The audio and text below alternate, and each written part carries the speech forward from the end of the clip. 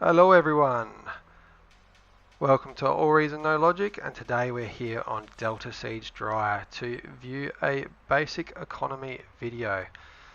So this video is aimed at those new players who struggle to keep a basic economy growing whilst fighting on the front line. The small team at AllReasonNoLogic has been hosting a lot of co-op and unranked games lately, and we are consistently seeing those new players, or maybe those veterans who lack multiplayer experience, join our lobbies. We've had a number of requests for a how-to on building eco whilst hitting the front line with the majority of your in-game attention. So here it is. So this video focuses on resource gathering with a bit of tech progression and efficient eco management. This is a standard build that doesn't need to be followed precisely, but it will guarantee that you consistently expand your base without hemorrhaging your economy whilst working on the front line. To get things going, we have a basic start with a couple mexes, couple wind, the third mex, and then another wind. If there's a low wind map, you might want to build a couple solar at the start instead of those winds, but it is really important to transition into wind from solar, I should say, and then eventually the advanced solar, which we'll get to shortly. So after those first economy buildings, we want to throw a lab up, vehicle or bot, air if you're the air player, and continue to build those energy structures. So in this case the wind turbines, because our wind is reasonably high in this map, so that the most efficient build is wind. If you didn't know, you can put your cursor up that top button of the screen and it will tell you what the average wind is, 10.4 for this map. And in case you didn't know, any wind speed below 5 for Armada or 6 for Cortex would mean that those solar energy producers would be more efficient than the wind. I've been a little bit greedy in this game.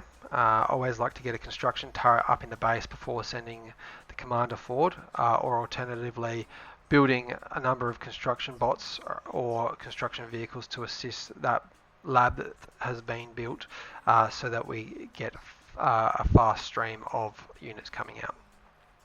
Anyway, when building a construction turret, which should be relatively high on your priority list for a new base, is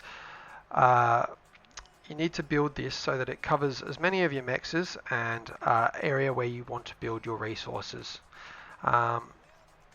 So these 3 mexes will be upgraded eventually to your tier 2 mex, advanced metal extractor, and the construction turret will be able to assist in building those faster. After your construction bot becomes available, you want to be building greater wind farm. So building wind 2 wide is recommended, or I'll just show you quickly. Never space wind so that it's in a block. So using the space and alt, you can drag squares. If you can press Z whilst holding those 2 buttons down, you'll be able to expand the spacing between the wind. And the reason you do this is so that it doesn't chain react if a couple of those get destroyed. So either build with a grid, you can just do it with 1 space in between like that, or build your wind in rows of 2. Rows of 2 wind don't chain react. So this construction bot, you want to have it do a simple queue of building a line of wind and then subsequently another line of wind, which will happen over here.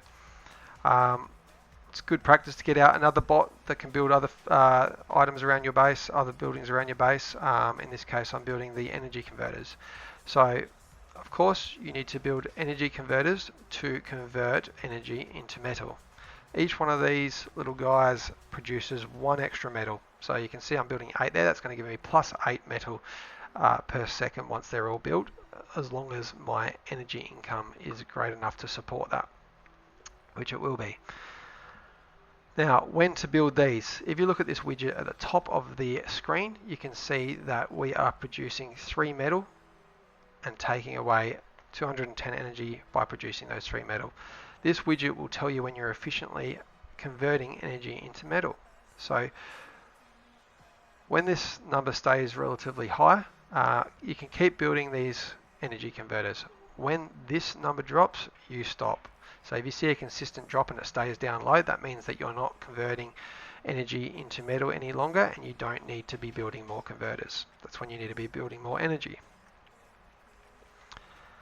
Now, the next phase of this economy is going to be to progress into advanced solars. While this plays in the background, I'm just going to quickly open up a spreadsheet. So this spreadsheet here just tells us about how much it costs, just taking your focus down to this section here. I'll just zoom in a bit for those watching on a phone. So solar costs, let's say for one, solar costs 150 just for one solar collector. I see so many rookie players just build a line of solars and it just uses an abundance of metal, when after you get a few, it's going to be way more efficient just to get onto those advanced solars. So you can see for 30 of these solars, you could just be producing 8 advanced solars for a cost of 1600 less metal and producing the same amount of energy. Back to the game. I'll fast forward things a little bit. So we're just finishing off a recommended 25 to 30 wins for the base, all built within the build range of this construction turret. The reason you want to build these in that range is so that we can reclaim them later. Reclaiming is one of the most important things you can do to fund a tier 2 economy. What you can see now is we've put a build queue of 1 advanced solar to 1 energy converter. That's so that we're making sure we're maximizing the metal return from these advanced solars. So as you can see, they produce 75 energy each, and their energy converters convert 70 energy into 1 metal. So for each one of these collectors, you want to be building 1 energy converter. So we'll continue to do this until I think we've got about 6. I've got an excess of metal. Usually I'd try and build 8 of these, so I'd suggest building 8 energy advanced solar collectors before going into tier 2, but because of that excess of metal, I think I got that from reclaiming on the front line. Obviously against the AI a little bit easier here. We've gone into the advanced bot lab.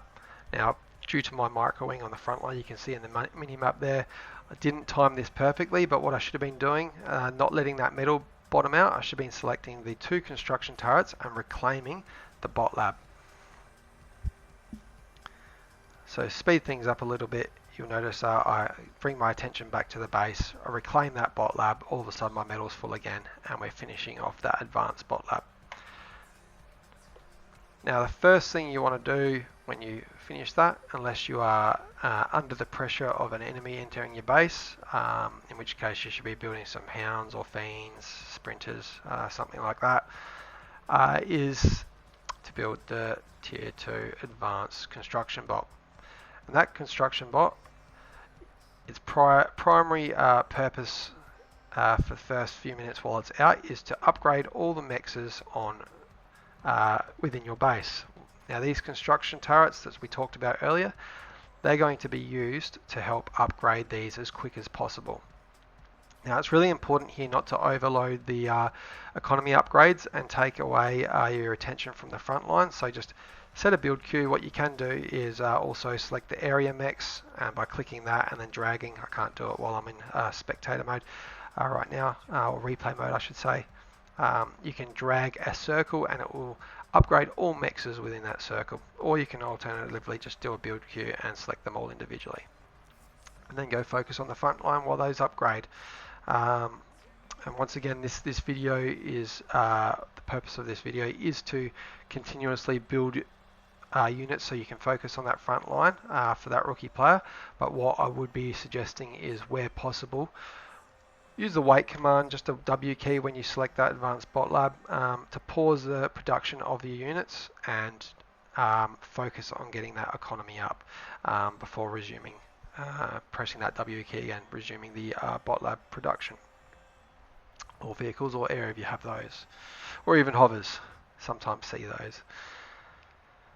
Now finishing that third mex, I can't remember what I did here. I think yes, I sent that constructor forward straight away to go and upgrade the rest of those advanced metal extractors in the base, and we're also adding to the economy because we had a little bit of extra metal So taking up to 10 solars.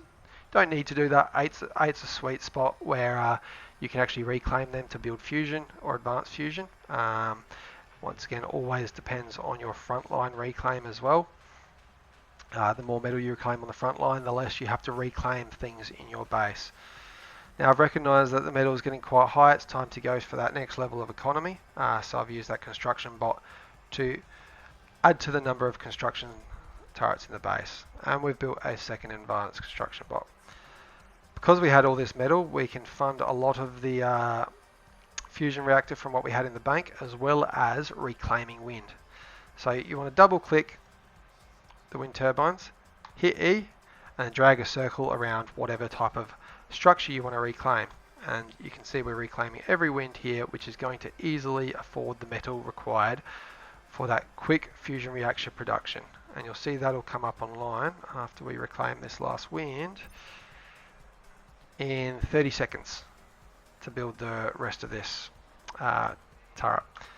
Now, say, actually, that's a good point. We've got plenty of metal, build some more turrets, and then that will build even faster, and the subsequent fusion reactors will build faster again. Now, if the metal does drop too much, you can reclaim the advanced bot labs or any other labs you have in your base.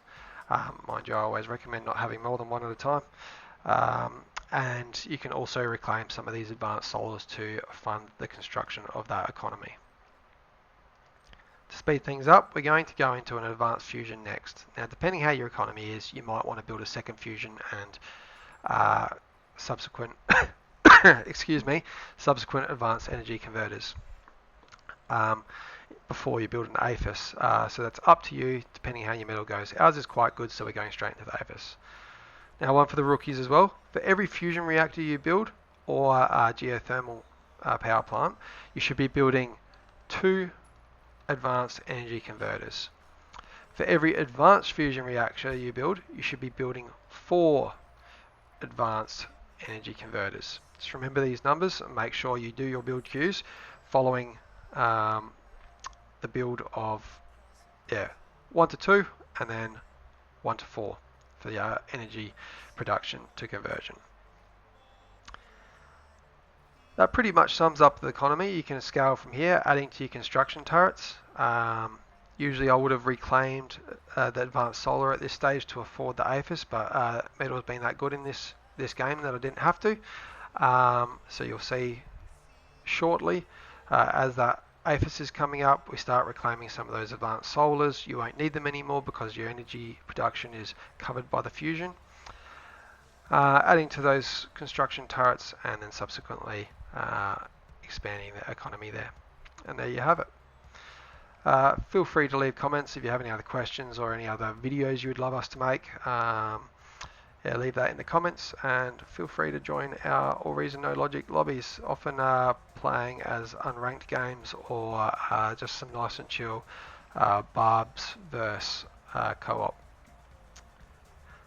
Alright, hope you guys enjoy the game. Hope to see you in there. And until next time, thank you.